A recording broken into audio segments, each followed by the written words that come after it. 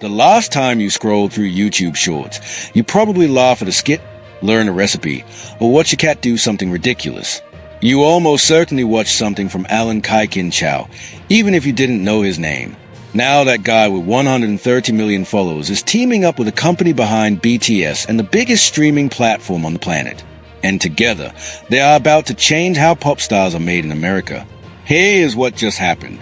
HYBE America, the US arm of the Korean entertainment giant behind BTS, has partnered with YouTube sensation Chikin Chow and Netflix to produce a scripted series that will launch a real co-ed pop group. This isn't another reality competition show.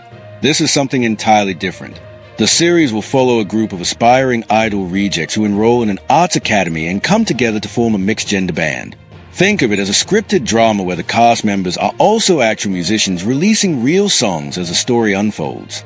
The line between fiction and reality doesn't just blur, it disappears. Chikin Chow brings serious firepower to this project. His YouTube channel generates over 1 billion views per month, and his series Alan's Universe has proven he knows exactly how to hook a global audience. He isn't just a creator, he is a one-man content empire.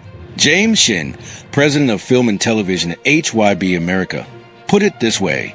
He said this series will become a culture-defining model for how pop groups are created and will expand how fandom is built from day one. So why should anyone over the age of 30 in the United States care about this? Because this represents a fundamental shift in the entertainment industry. The old model required years of touring, radio promotion, and lucky breaks. The new model launches artists directly into the bloodstream of a billion connected viewers. HYBE already proved this works with Cat's Eye, the global girl group that debuted to the Netflix documentary Pop Star Academy. Cat's Eye. That group just received the Best New Artist nomination at the Grammys. The formula is tested. Now they are scaling it up. Here is the data that matters. Netflix recently released K-pop Demon Hunters, which became the most watched original title in the streamer's history with over 500 million views. The appetite for K-pop adjacent content in the American market is not just growing, it is exploding. But there's another layer to the story that reveals the high stakes involved. HYBE's latest earnings call showed the company took approximately $140 million in impairment losses while restructuring their US operations. They are spending heavily to get this right. Meanwhile, BTS are preparing their full group comeback on March 20th with a new album and the largest tour ever by a K-pop artist. And here's a twist that has Korean politicians upset.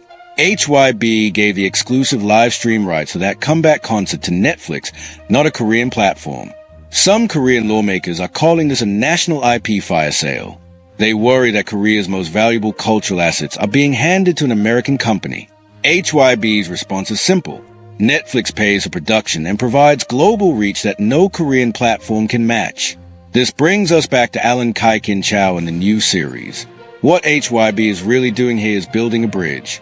They are taking the K-pop training system that produced the biggest band in the world and grafting it onto American digital culture. The cast members haven't been announced yet, but they will release original music alongside the series and perform worldwide. They aren't just actors playing musicians. They are musicians who happen to star in a show. For the US market, this matters because it bypasses traditional gatekeepers. No waiting for radio programmers to add your song. No praying for a record deal. You just need to connect with an audience that is already watching. Chikin Chow described the project as a way to set a new standard for storytelling that inspires creativity and sparks joy for audiences worldwide. That sounds like marketing speak until you look at the numbers. This man has more monthly views than most television networks. The question isn't whether this model will work. It already does. The question is whether American entertainment companies realize that the next big pop group might not come from a talent show or a record label. They might come from a Netflix queue right next to your favorite crime documentary. So here's the takeaway. Watch what happens with this series. Pay attention to how these artists connect with fans. Because the playbook for building a global fan base is being rewritten right now, and the people writing it speak Korean, English, and the universal language of billion views.